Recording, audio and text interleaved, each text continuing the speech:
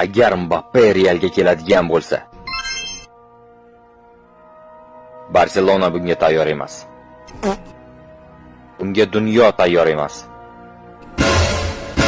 Liverpool bunga tayyor bo'lishi kerak. Chunki Vinicius va Mbappe bir jamoada o'ynar ekan, dunyoda hech bir himoya ularni to'xtata olmaydi. Bu imkonsiz.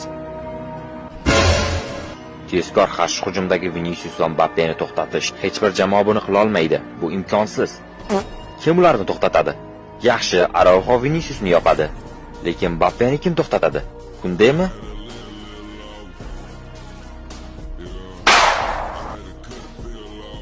Oson, juda oson.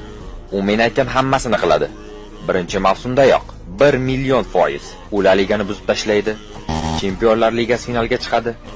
Oltin to'pni yutib oladi, La Liga to'purari bo'ladi. Chunki qo'llaringizni tushiring va bunga shubha qila ko'rmang. Chatdagi barsachilar uni yomonlashi bu jinnilik, chunki u juda tez, to'p bilan zo'r yuguradi, yakunlashi ham ajoyib.